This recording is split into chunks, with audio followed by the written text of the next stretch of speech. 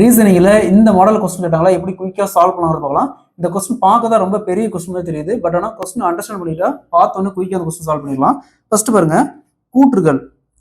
எல்லா கட்டிடங்களும் வீடுகள் அப்படிங்கிறாங்க. எக்ஸாம்பிளுக்கு இது கட்டிடம், இது கட்டிடம்னு வச்சுக்கோமா, எல்லா கட்டிடமும் வீடுகள் அப்படிங்கிறாங்க. ஸோ இந்த மாடல் கொஸ்டின் பொறுத்த வரைக்கும் இந்த மாதிரி டயக்ராம் போட்டு சால்வ் பண்ணால் ரொம்ப ஈஸியாக சால்வ் பண்ணலாம். அதே மாதிரி ஆன்சரும் ரொம்ப ஈஸியாக ஃபைண்ட் பண்ணிடலாம். ஸோ அடுத்தது பாருங்க, சில வீடுகள் அரண்மனைகள் அப்படிங்கிறாங்க. கொஞ்சம் வீடுகள் அரண்மனைகள் அப்படிங்கிறாங்க. நெக்ஸ்ட், எந்த அரண்மனையும் மாளிகை இல்லை அப்படிங்கிறாங்க. அதாவது மாளிகைக்கும் அரண்மனைக்கும் எந்த சமமும் இல்லை அப்படிங்கிறாங்க.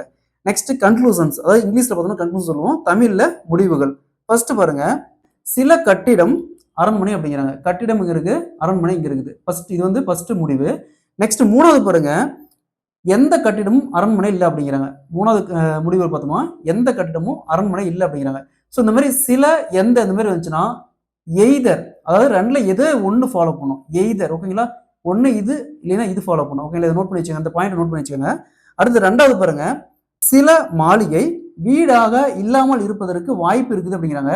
ஸோ இந்த மாதிரி வாய்ப்பு, அதாவது பாசிபிள்னு வந்துச்சுனாவே அது கண்டிப்பாக ஃபாலோ பண்ணும். ஸோ இது பாருங்க, அதாவது முடிவு 1 இல்லை 3, அப்புறம் முடிவு 2 இது ஃபாலோ பண்ணுது. So option E is the correct answer.